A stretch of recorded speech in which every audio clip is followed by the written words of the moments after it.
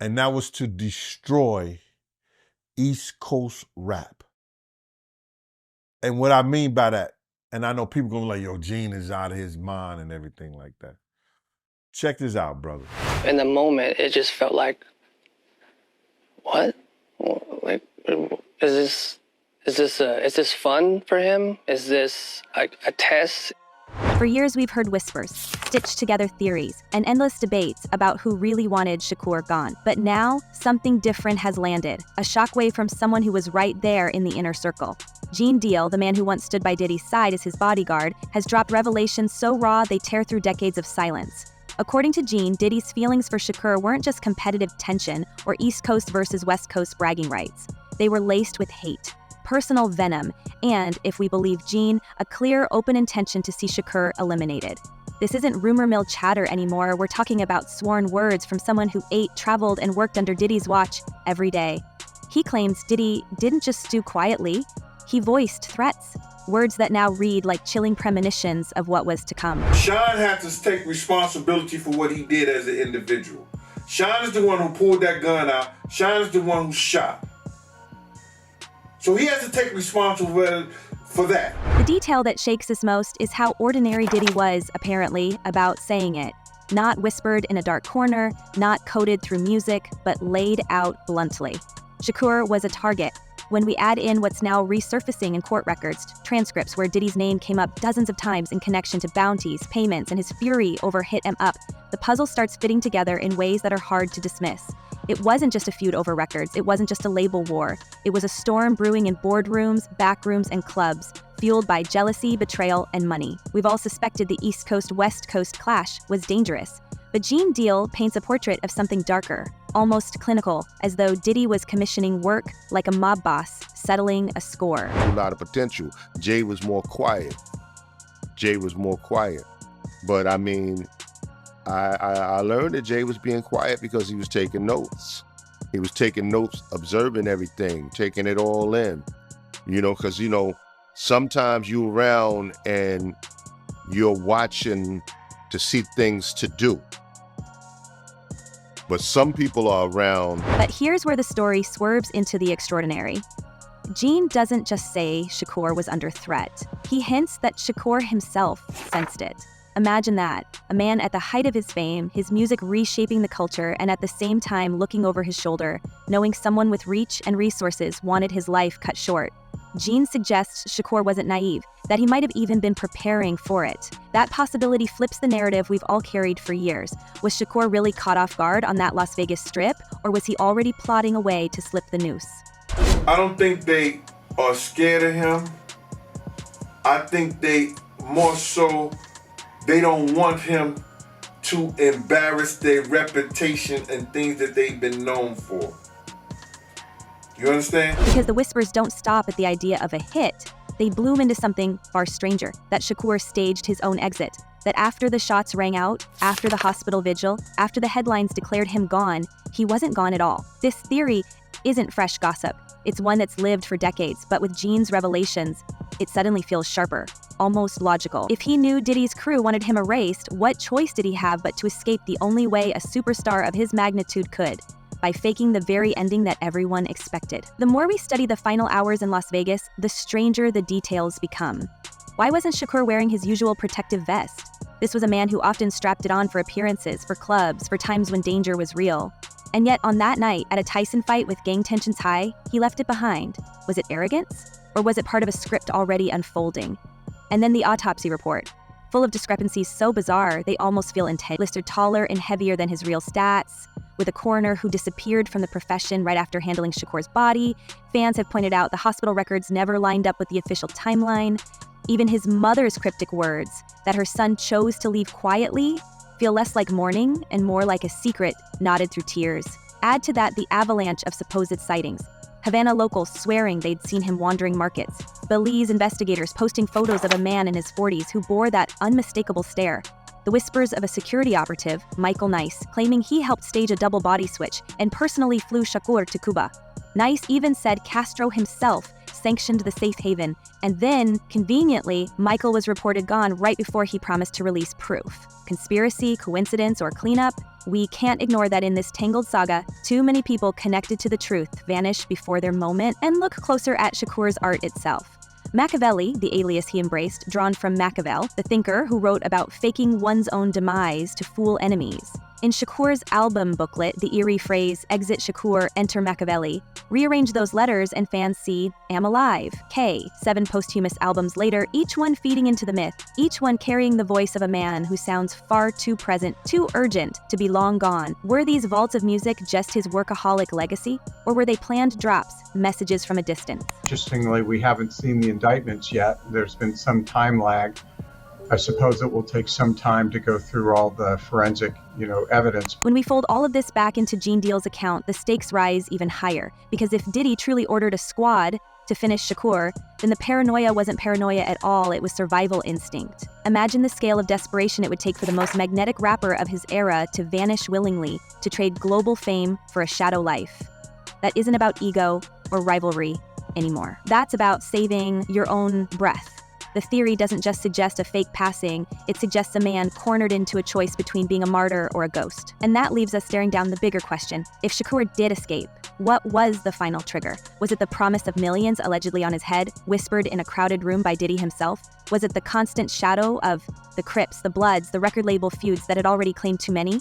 Or was it something we still haven't uncovered, buried deep in those sealed files, those police interviews, those court documents now naming Diddy almost 50 times in connection with the plot? One thing is clear, if Gene Deal is telling the truth, we are not just looking at a tragic feud, we're looking at a calculated strike, a betrayal that forced Shakur into the most extreme decision of all. And if that decision was to walk away from everything, then what we thought we knew about September 1996 might be nothing more than the opening scene of a much stranger story. Gene Deal's revelations are just the beginning. What has surfaced since he spoke out feels like the missing chapters in a book that's been half-burned for decades. We now have transcripts of old police interviews where Diddy's name didn't come up once or twice, but nearly 50 times. He was allegedly overheard saying he would pay millions to see both Shakur and Suge Knight removed from the picture. That kind of number doesn't sound like industry beef. It sounds like business. The kind of business where reputations, empires, and lives are on the line. And when we connect that with the sudden rise of Bad Boy Records in the late 90s, it makes us wonder, how much of that success was built on music and how much was built on fear? I'm sorry, I'm just I'm in this moment right now. This is crazy. Sorry. People don't really know how much what it does to you when something that you love is taken from you and thrown away like it don't even matter, and then they move on with their lives and you're stuck. You're stuck during those years. You're still stuck 21 years later. And it gets darker. Whispers from insiders claim Diddy didn't operate solo. He supposedly kept a secret circle, a shadow crew that some have bluntly called a hit squad. Their role? To keep his enemies quiet, to sweep away inconvenient voices, and to handle problems that money alone couldn't fix. This is the kind of claim that would normally sound outlandish, but when we look at how many witnesses tied to both Shakur's case and Diddy's current scandals have conveniently gone missing or turned up unwilling to testify, the pattern is unsettling. In Diddy's present-day trial, one of the alleged victims, dubbed Victim 3, suddenly became unreachable, her own lawyer dropping out of contact. Prosecutors admitted in court they weren't sure she would ever appear. Coincidence? Or another echo of the same machinery Gene Deal described decades earlier. We've heard prosecutors in New York suggest Diddy's empire functioned like a criminal enterprise, complete with coded language, payoffs, and intimidation. Compare that with Suge Knight, who once ruled death row with his own brutal reputation. But the difference is striking. Suge wore his menace on his sleeve, while Diddy's alleged power play worked in the shadows, masked by luxury suits and platinum plaques. If there truly was a team behind him, eliminating threats one by one, then it explains why people close to these stories often backpedal, stay silent, or vanish before they can testify. The fear didn't fade with time, it lingers. Jay-Z got his whooped by his sister-in-law on camera. What's her name? Solange. You got it. The feds ain't step in and do nothing. The feds don't care about you getting your whooped. But if Shakur really sensed all of this closing in, how did he manage to escape? That's where the conspiracy leaps from gritty streets to international politics.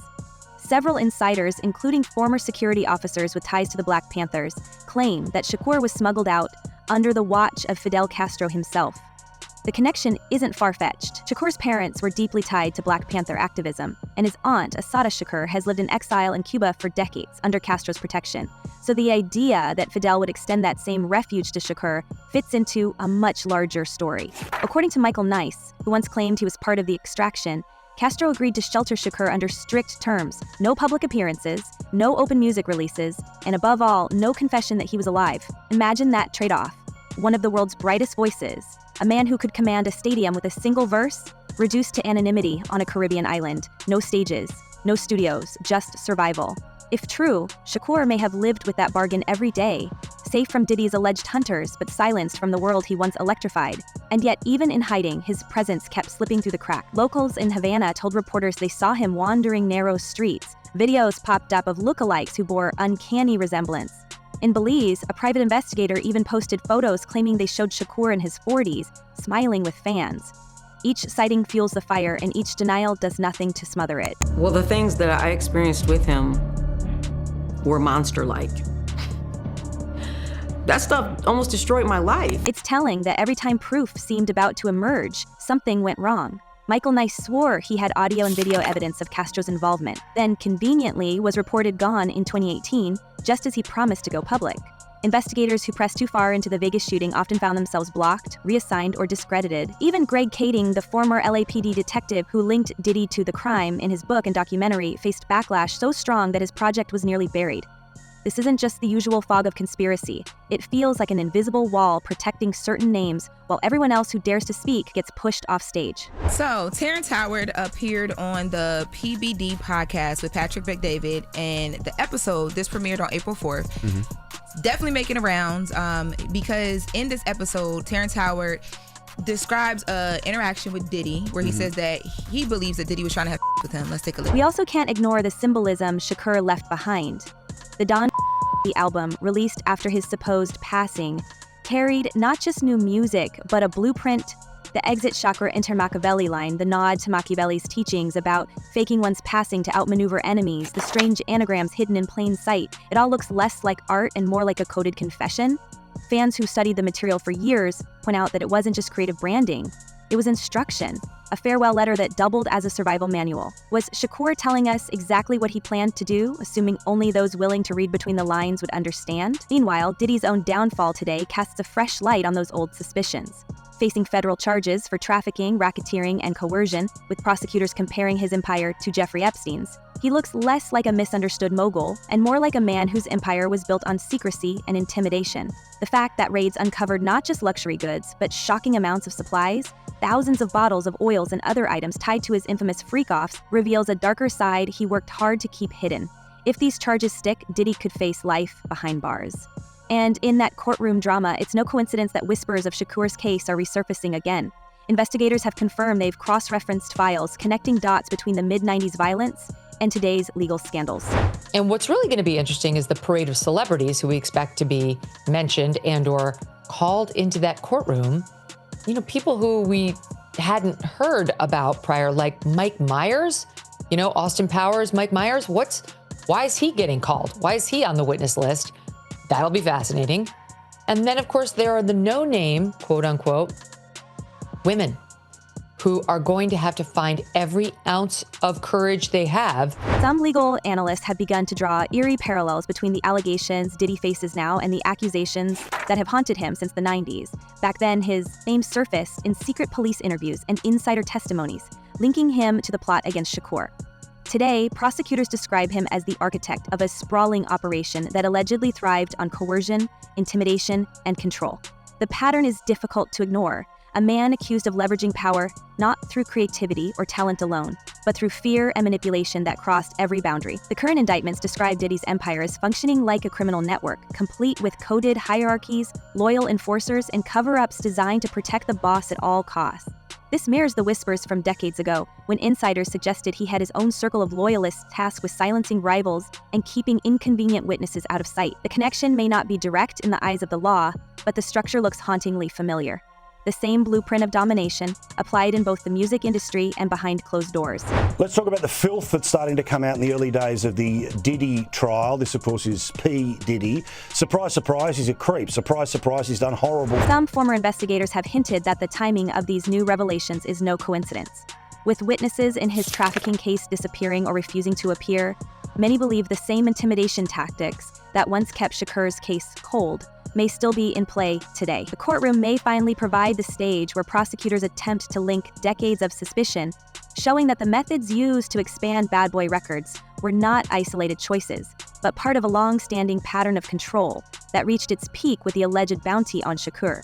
Trying to find her, and her attorney has said that she may not be willing to come and testify anyway. So be interesting. Okay, we're moving on. For fans and observers, the question now becomes whether the collapse of Diddy's public image could finally drag those buried secrets into the light. When federal prosecutors raid homes, seize evidence, and unearth years of hidden transactions, they aren't just pursuing one case. They are unraveling an entire system. And as that system unravels, older threads, including those tied to Shakur's fate, may become impossible to ignore. If Diddy's empire really was built on violence and shadow deals, then its implosion might expose truths that have been buried for nearly 30 years. In many ways, what we are witnessing feels like the slow fall of a dynasty. Diddy once represented glamour, ambition, and unstoppable success, but the allegations paint him as a man who hid rot beneath the shine. Whether or not the courts ever prove his connection to Shakur's end, the parallel scandals leave a chilling impression that the same hunger for power fueling today's charges could be the same force that made one of hip-hop's brightest stars vanish. And if that's the case, then history is not just repeating itself, it's finally catching up. Did he? Or didn't he? Well, if he didn't, he's got a lot to explain. Well, apparently what Diddy's done now, which is a very interesting thing, is he's on the offensive of sorts. That's right, Sean Diddy Combs has initiated a $100 million defamation lawsuit. We now face a web where music, power, politics, and crime blur together. If the accounts are true, Diddy ordered a $1 million hit, operated with a hidden squad, and may have indirectly forced one of the greatest rappers in history to vanish in order to stay alive. Shakur's story, once thought to have ended in 1996, begins to look more like a chess game, one where he played his final move not with a diss track, but with his own disappearance. The pieces are all coming together, the threats, the escape, the cover-ups, but one question remains. Will the full truth about Shakur's passing or his survival ever come to light? Or will Diddy's shadow keep stretching across one of music's greatest mysteries? Was Shakur a fallen icon? Or is he out there, watching, waiting for the day he can return? Drop your thoughts in the comments, because this story is far from finished. Until next time, stay sharp, stay curious, and remember, in the world of fame and power, nothing is ever as it seems.